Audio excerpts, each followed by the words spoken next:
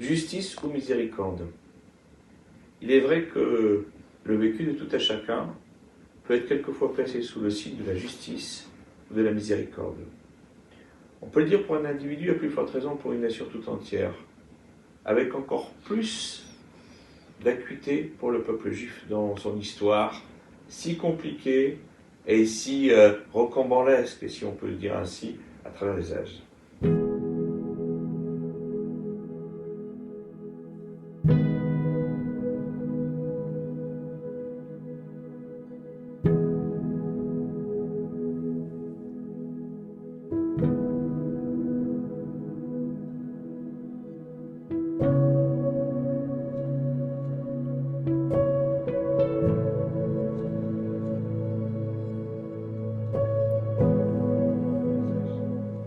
Au début de la paracha que nous allons lire cette semaine, on voit Moshe Rabbeinu, Moïse, notre maître, qui va s'en prendre à Dieu, en quelque sorte, et lui dire pourquoi est-ce que tu m'as envoyé en mission pour les délivrer, les enfants d'Israël, du joug de Pharaon et des Égyptiens.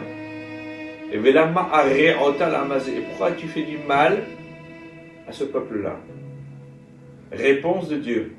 Vaidaber Elokim el Moshe vayomer elam ani Hashem. Dieu a parlé à Moïse et lui a dit: je suis l'Éternel.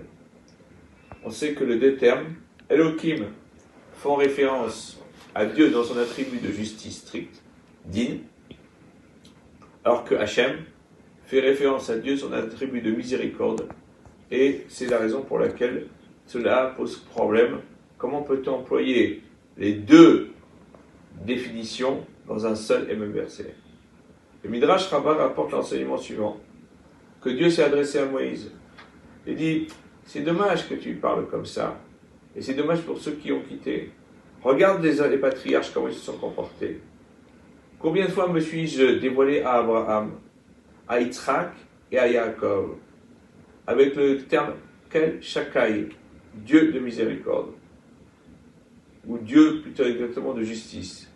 Et jamais je me suis dévoilé avec le nom de Hachem, le Dieu de miséricorde, comme je l'ai fait avec toi. Toi, tu étais privilégié. Et jamais ils n'ont émis le moindre doute quant à mon comportement vis-à-vis d'eux. J'ai dit à Abraham: vas-y, lève-toi, prends possession de cette terre. Il a voulu enterrer Sarah, et il n'a persuadé nulle part quelqu'un qui accepte de lui vendre un lopin de terre pour enterrer la première des matriarches. Jamais il n'a remis en cause ni ma justice, ni ma bonté, ni mon gouvernement. La même chose avec Yitzhak.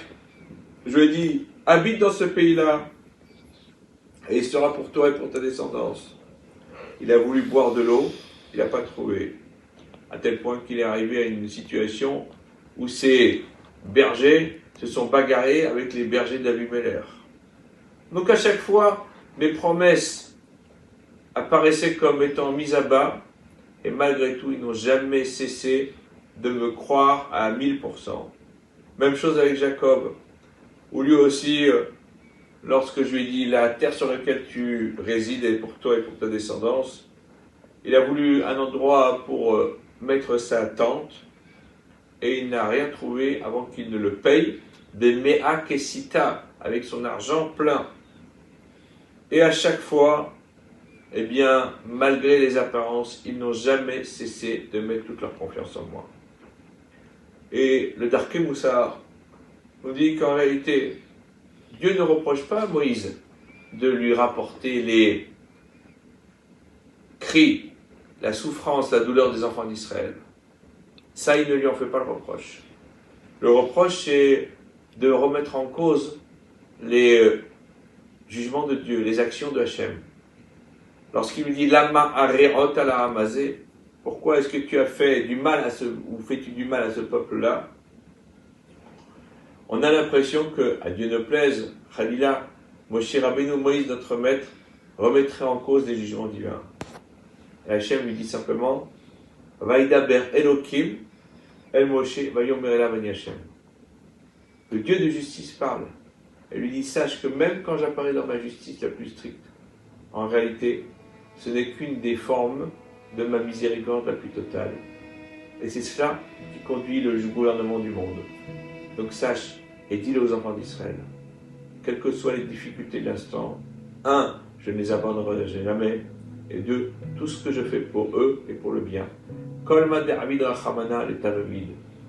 Tout ce que Hachem fait, c'est toujours pour le bien. Shabbat shalom.